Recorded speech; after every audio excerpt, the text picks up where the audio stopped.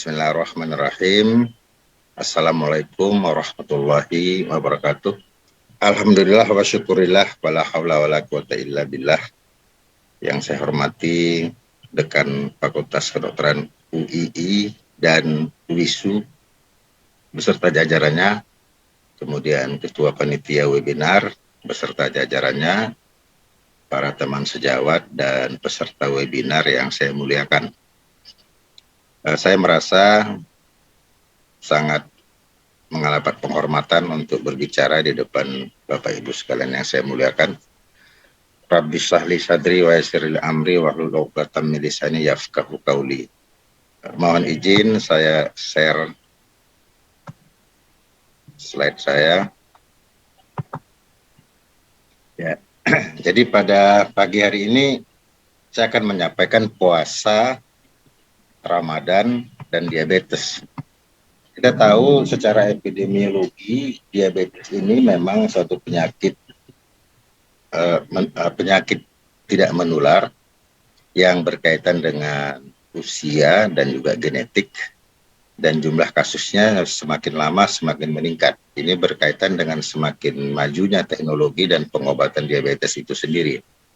Dan secara umum diabetes ini sangat erat kaitannya dengan berbagai masalah aktivitas, termasuk adalah masalah ibadah puasa yang dilaksanakan oleh umat muslim.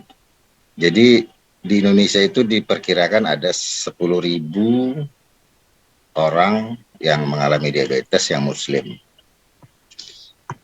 Yang muslim itu ada 87,2%. Definisi diabetes itu sendiri dari konsensus Perkeni mengatakan bahwasanya merupakan suatu kelompok penyakit metabolik dengan karakteristik hiperglikemia yang terjadi karena kelainan sekresi insulin, kerja insulin, atau keduanya. Dan saat ini dikatakan bahwasanya patogenesis daripada diabetes itu bukan hanya gangguan pada kelenjar pankreas, organ pankreas, tetapi ada 11 organ di dalam tubuh yang berpengaruh terhadap timbulnya diabetes. Ya, antara lain adalah sel beta pankreas, kemudian sel alfa juga. Jadi kita harus tahu bahwasanya organ-organ ini juga mempengaruhi perjalanan klinis diabetes dan juga mempengaruhi obat-obatan. Jadi dengan memperhatikan kelainan-kelainan organ yang terlibat ini, tentunya pengobatan diabetes akan lebih sempurna. Jadi seperti misalnya untuk sel beta pankreas, obat yang bekerja di situ adalah sulfonylurea, meglitinid, kemudian GLP-1 agonis, dan DPP-4 inhibitor. Kemudian pada sel alfa pankreas itu yang bekerja di situ adalah GLP-1 agonis, DPP-4 inhibitor, dan amilin. Kemudian pada lambung, ya, lambung juga terpengaruh karena diabetes karena terjadinya percepatan dari waktu pengosongan lambung pada pasien-pasien diabetes. Dan sistem imun juga berperan di sini berkaitan dengan proses inflamasi. Kemudian sel-sel lemak tubuh juga berpengaruh. Di sini obat yang bekerja adalah golongan thiazolidinedion. Kemudian hepar yang sudah jelas merupakan pusat metabolisme di dalam tubuh kita. Dan di sini yang bekerja adalah metformin, itu obat yang sudah dikenal masyarakat, dan thiazolidinedion. Selanjutnya organ yang berpengaruh terhadap patogenesis diabetes itu adalah ginjal. Jadi di sini ada satu jenis obat yang disebut dengan sodium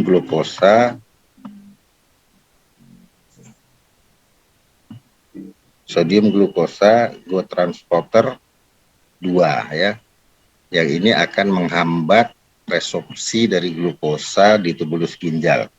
Kemudian di usus halus. Nah, di usus halus ini ada proses resorpsi glukosa yang dimana obat yang bekerja di sini adalah golongan akarbose.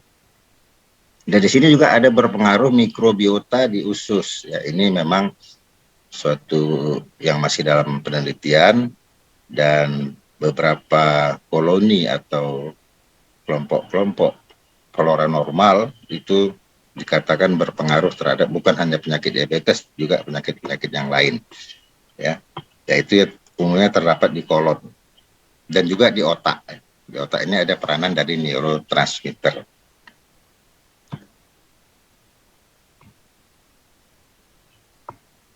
Nah, menurut pedoman dari ini, ya, tadi sudah disebutkan ada 11 organ. Oleh karena itu, di dalam pengobatan diabetes ini kita sebagai dokter harus memberikan pemahaman kepada pasien dan juga melakukan pengobatan yang ditujukan untuk memperbaiki gangguan yang sesuai dengan patogenesis. Kemudian pengobatan kombinasi harus didasarkan pada kinerja obat sesuai dengan patofisiologi, dan pengobatan harus dimulai sedini mungkin. Ya. Kemudian ada suatu penelitian yang sudah banyak dikutip ini, Crate Study, mengatakan bahwasanya Muslim yang mengalami diabetes itu umumnya 94,2% itu berpuasa. Dari yang berpuasa ini, rata-rata berpuasa itu 15 hari atau lebih. Ya. Jadi, tetapi yang sempurna berpuasa itu 67,6%. Jadi artinya secara umum masyarakat Muslim itu memang melaksanakan ibadah puasa walaupun dia mengidap suatu penyakit termasuk diabetes. Dan apa yang terjadi sebenarnya pada waktu puasa, kita sudah sama-sama tahu bahwasanya di dalam melaksanakan ibadah puasa ini ada perubahan makan. Ya. Antara lain ada perubahan waktu makan, pola makan, dan masukan kalori. Nah, kemudian ada peningkatan aktivitas setelah makan, terutama pada malam hari setelah berbuka puasa, yaitu melaksanakan ibadah sholat tarawih. Jadi pola makan itu adalah kita makan sejak mulai berbuka, terus sepanjang malam itu sampai dengan sahur. Dan di siang hari kita puasa, dan disitulah tetap melakukan aktivitas sehari-hari, bahkan mungkin malah bertambah, terutama pada malam hari dengan melaksanakan ibadah-ibadah lain selama Ramadan. Nah, kemudian apa bedanya orang normal dengan puasa ataupun orang diabetes dengan puasa? Nah, kalau kita lihat pada orang normal secara fisiologis, kalau dia berpuasa, berarti intake makanan tidak ada selama siang hari, ya, termasuk glukosa. Oleh karena itu, insulin akan berkurang, menurun, karena tidak ada yang perlu dimasukkan ke dalam sel-sel karena intake-nya kurang. Dan ini akan menyebabkan sel-sel hepar mengambil alih untuk memenuhi kebutuhan energi dengan memecah glukagon, kemudian terjadi proses gluconeogenesis di hepar.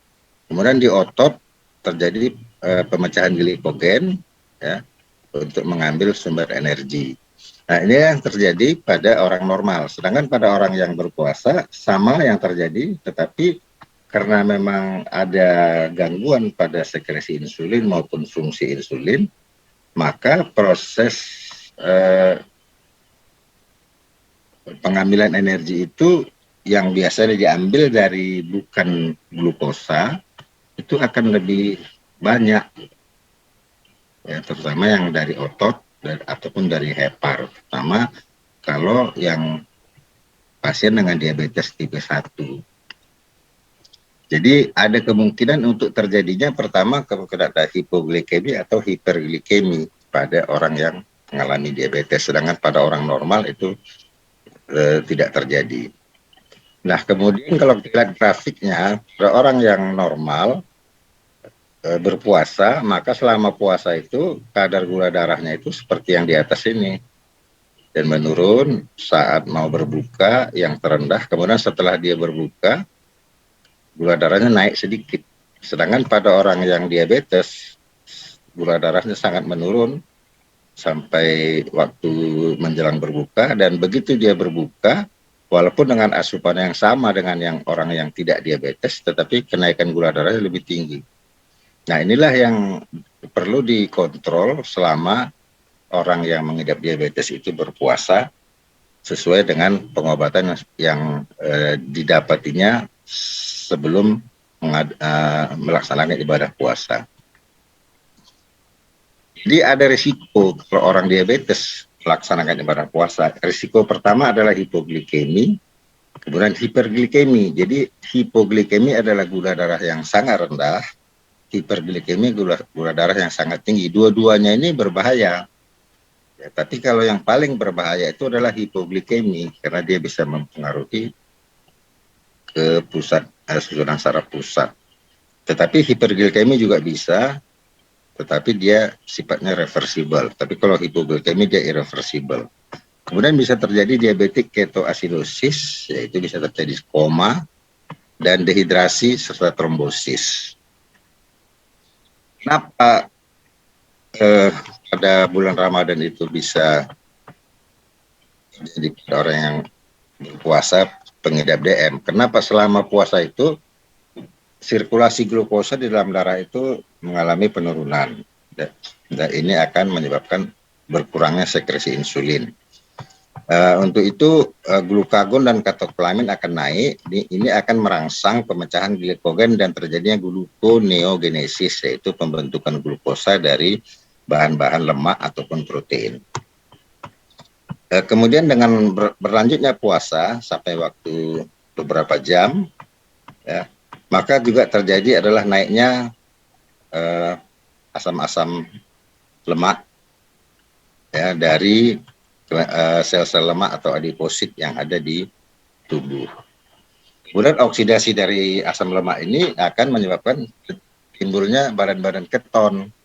Nah, dan ini akan digunakan untuk sumber energi bagi otot-otot, ya, termasuk otot rangka dan otot jantung. Nah, juga hepar, ginjal, dan jaringan lemak. Jadi semuanya menggunakan energi itu. Dan para pasien dengan DM tipe 2, hemostasis glukosa itu berubah sesuai dengan kondisi dan obat-obat yang dikonsumsi sebelum Ramadan. Dan ini akan sesuai dengan suplemen insulin dan insulin yang disekresikan di dalam tubuh. Sedangkan pada pasien DM tipe 1, ya, glukagonnya sendiri mengalami kegagalan untuk menyesuaikan respon dengan kondisi hipoglikemia. Oleh karena itu pada pasien DM tipe 1 disarankan untuk tidak berpuasa karena konsumsi ataupun kebutuhan insulinnya diperlukan lebih dari 2 kali sehari. Nah, bila pasien ini mengalami dependensi insulin yang lama selama berpuasa, kemudian glikogennya dipecah dengan jumlah yang banyak, maka ada beberapa kemungkinan bisa terjadi hiperglikemi, hipoglikemi, ataupun ketoasidosis. Nah, dikatakan bahwasanya 2-4% kematian pasien diabetes tipe 1 itu karena terjadinya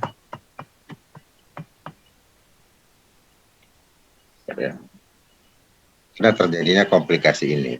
Dan ada suatu penelitian EPIDIA, yaitu Epidemiology of Diabetes and Ramadan, yang menunjukkan bahwasanya kejadian hipoglikemi itu 4,7 kali lebih banyak pada pasien DM tipe 1 dan 7,5 kali lebih banyak pada pasien DM tipe 2.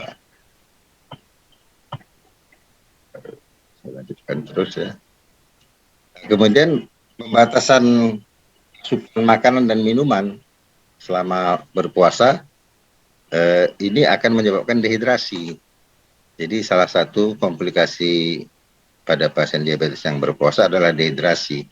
Dehidrasi ini juga disebabkan karena hiperglikemi, gula darah yang meningkat, akan menyebabkan terjadi osmotic diuresis karena gula itu sendiri bersifat sebagai osmotic diuresis sehingga terjadi pengeluaran air yang lebih banyak dari biasa.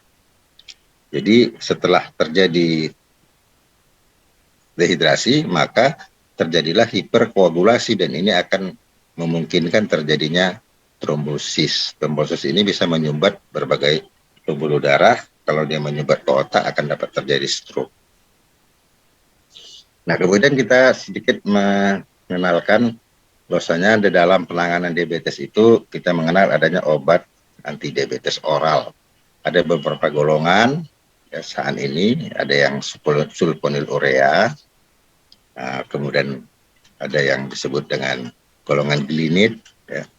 Ada yang insulin sensitizer, ini yang dikenal oleh masyarakat adalah metformin, tetapi ada jenis yang lain yaitu thiazolinedion dan logitazone.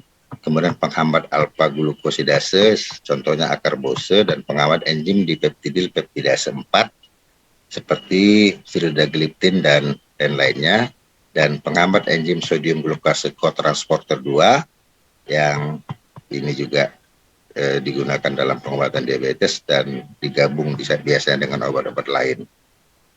Kemudian insulin juga dikenal ada beberapa jenis berdasarkan karakteristiknya. Ada human insulin, ada insulin analog, dan ada insulin biosimilar. Kemudian berdasarkan cara kerjanya, insulin itu dibagi atas insulin prandial dan insulin basal. Insulin prandial adalah insulin yang diberikan untuk menormalkan kadar gula darah setelah makan, sedangkan insulin basal untuk kadar gula darah saat puasa atau sebelum makan. Dan banyak jenis-jenis insulin saat ini yang sudah beredar, semuanya memiliki keunggulan dan kekurangan, ya. Jadi ini menguntungkan bagi para dokter untuk meresepkan obat-obat insulin suntik kepada pasiennya dengan banyak pilihan. Tentunya makin baik dia, ada kaitannya dengan makin tingginya harga. Dan insulin sekarang umumnya dalam bentuk pen, disuntikkan seperti pulpen dan bisa dibawa kemana-mana. Apa bedanya berbagai insulin itu adalah dari cara kerjanya itu. Kalau insulin yang kerja sangat cepat, yang kerja cepat itu dia kalau disuntikkan maka kadar insulinnya akan cepat naik dan cepat turun. Nah, sedangkan kalau yang dia kerja pendek, dia akan juga cepat naik, tapi tak seperti yang kerja sangat cepat tadi dan turunnya cepat. Kalau yang insulin jangka panjang, dia naiknya juga pelan, tetapi bertahan lama di dalam tubuh.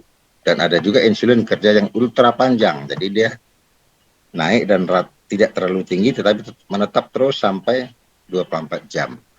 Kapan diberi yang cepat, kapan diberi yang pendek, kapan yang diberi menengah ataupun yang panjang, itu tergantung dari pola pasien diabetes itu. Masing-masing pasien diabetes itu beda-beda kondisinya, sehingga dokter akan menilai yang mana yang dibutuhkan untuk insulinnya yang cocok untuk pasien itu. Jadi tidak semua pasien itu sama membutuhkan insulin. Demikian juga dengan obat-obat antidiabetik oralnya.